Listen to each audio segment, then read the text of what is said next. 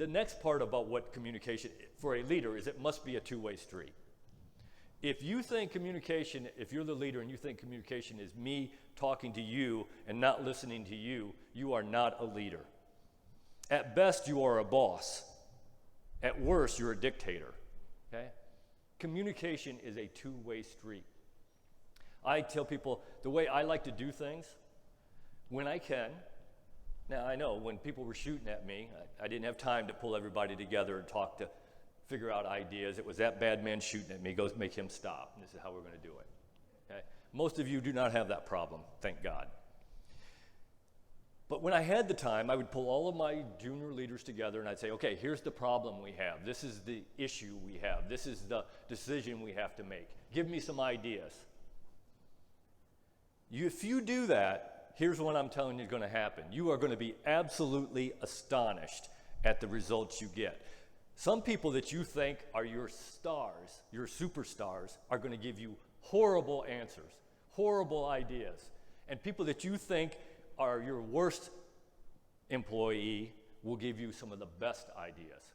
I had a boss who retired from the Army, a 4-star general, General Craddock. And he said to me one day, he said, Oak, a good idea is a good idea, whether it comes from a private, the lowest ranking person in the unit, or a general, the highest ranking person in the unit.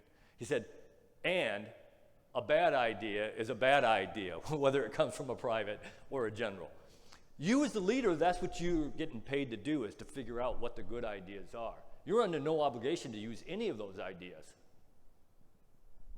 But here's what happens when you do. Two things. When you throw that out there and let people start giving you ideas, two things happen. Number one, they feel a valued member of the team.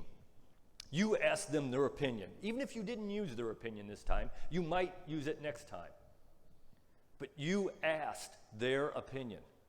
And number two is that once you do come up with the solution, and generally what I found I did was I take a little bit of your ideas and a little bit of your ideas and a little bit of Dr. Hughes's ideas, and I'd throw in a little bit of mine, and we'd throw it all together, and that'd be the solution we came up with. When you do that, guess what? It's no longer Colonel McCullough's solution, it's our solution. We all had a say in it. Now they got some skin in the game. Now it's important to be successful. And they will work extra hard because it's their solution, not you telling them what to do. It's all of us coming up with the idea. If you got time to do that, then you should do that. A two-way street. So I like to do it that way. When you communicate with people, you must be concise, succinct, and easily understood. That old adage, if it can be misunderstood, it will be, is absolutely true. How many in here have ever given the people who work for you a job, a task, and given them the resources and said, this is what I want, and 3 weeks later when they bring it back to you and you look at it and you say, that's not what I asked for. And they said, oh yeah, it is. You know what? When you look back on it, I bet you that is exactly what you asked for. It's not what you wanted, but it is what you asked for. Okay? So you got to be concise, succinct, and easily understood, because they will misunderstand it if you can. And I always use Napoleon. Everybody in here knows who Napoleon is, I'm sure. The greatest general that ever lived. We still, in the greatest army in the world, use things that Napoleon came up with in 1805. Okay?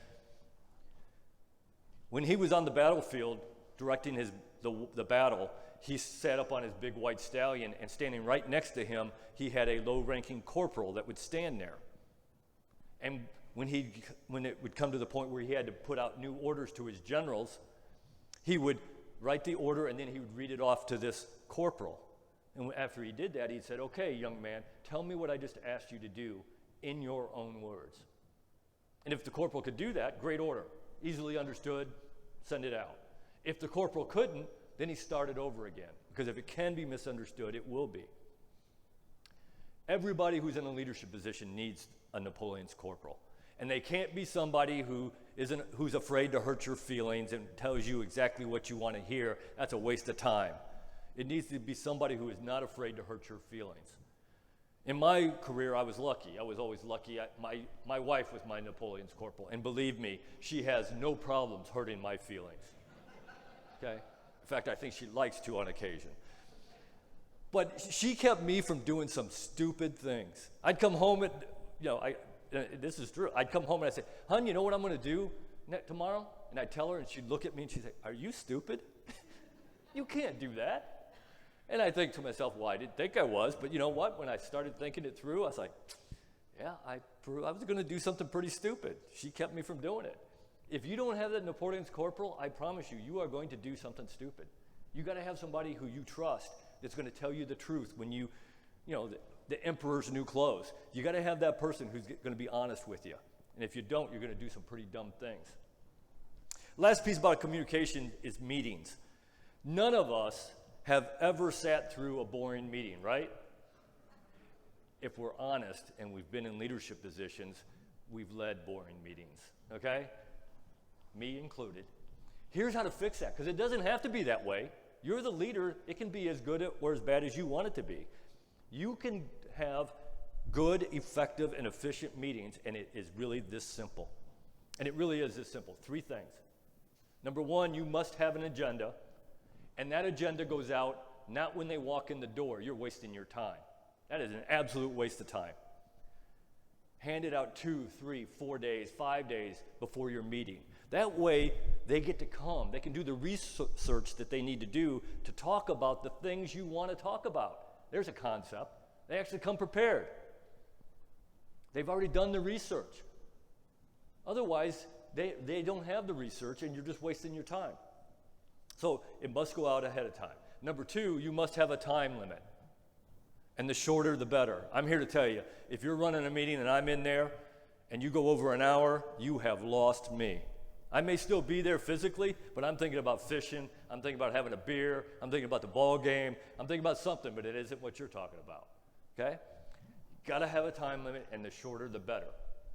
And then the last thing is you must stick to the agenda. You have to be brutal. I don't know how many times I've been running a meeting, and one of my best people would come up with this great idea, and they'd throw it out there, and I'd say, whoa, stop. That's a great idea, and we can talk about it after the meeting in my office. We can talk about it next meeting, but right now we are talking about what's on the agenda, period. End of story. If you do those 3 things, you will run meetings that people actually like to come to because they're effective, they're efficient, and you get things done. If you don't do those 3 things, then here's my suggestion to you. Take a box and put it outside the door so that when people come to your meeting, they can put all their sharp objects in there so they don't poke their eyes out during your boring meeting. Okay? It really is that simple.